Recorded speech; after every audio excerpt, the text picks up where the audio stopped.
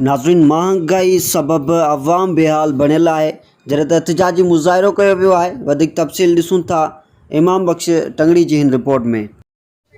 जी नाज़रीन, हींअर आउं झणमोरी तो मौजूद आहियां। तेल महंगो, खाधे पीते जे शयुनि महांगियुनि जे ख़िलाफ़ ड्राइवरनि ऐं आवाम पारां जेको रोड ब्लॉक कयो वियो आहे ऐं हिननि जो एहतिजाज आहे। अचो त हिननि खां पुछूं हिननि जो चवणु छा आहे। महंगाई लॻो पियो आहे, अटो महांगो, खंड महांगो, हर शइ महांगाई थियो, तेल महांगो थियो। असांजो आर्मी चीफ सां अपील इहो आहे त महिरबानी करे जेके ही हुकुमरान आहिनि इन्हनि खे ॿधी इन्हनि खे सज़ा ॾियो।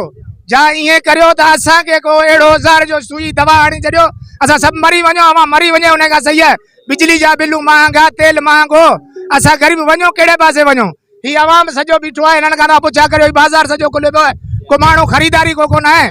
दिहाड़ी अटो जो पूरी कोन थिए, माना हाणे हिन में छा थींदो। 200 रुपया खंड किलो थी वियो आहे, 200 रुपया अटो जो किलो थी वियो आहे। ग़रीब वठे छा वठे।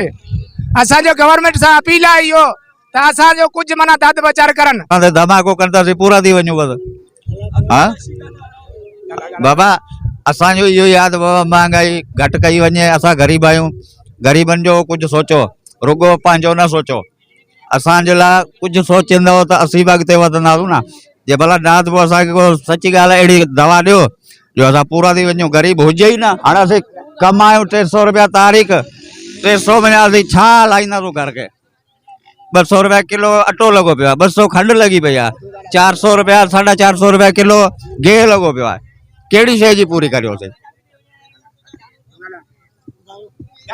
बस सब ये ॿुधाइणो न। महंगाई एतिरी थी आहे, पेट्रोल महंगो, घी महंगो, ग़रीब माण्हू जे लाइ को रोज़गार कोन्हे। माण्हू वीचारा रोज़ इहे परेशान लॻा पिया आहिनि। के ख़ुदिकुशियूं पिया कनि, के पंहिंजे पाण खे मारीनि पिया। गवर्नमेंट ॾींहं ॾींहुं महंगाई कंदी वञे। हद खां वधीक घाटे तोड़ महंगाई जे ख़िलाफ़ जेके ड्राइवर आहिनि ऐं हिते जेका आवाम आहे उन्हनि एहतिजाज कयो आहे। तमामु जेका महंगाई आहे, आवाम परेशान, आवाम ख़ुदकुशियूं करण ते मजबूर आहे। एॾी त महंगाई आहे जो आवाम हिकु वेलो खाए थी 3 वेला बुखी वेठी आहे। ऐं आवाम जो तव्हां वीचार ॿुधा त हिन घाटे तोड़ तेल जे अघनि ऐं रोज़मर्रा जी जेके शयूं आहिनि उन्हनि जे घाटे तोड़ महंगाई ख़िलाफ़ आवाम रोडनि ते अची वई आहे ऐं आवाम ख़ुदकुशियूं करण ते मजबूर आहे। ऐं तमामु हिकिड़ो शदीद जेका महंगाई आहे उन में आवाम तमामु परेशान आहे। कैमरामैन टीम सां गॾु इमाम बख्श टंगड़ी, लाइव न्यूज़, हैदराबाद।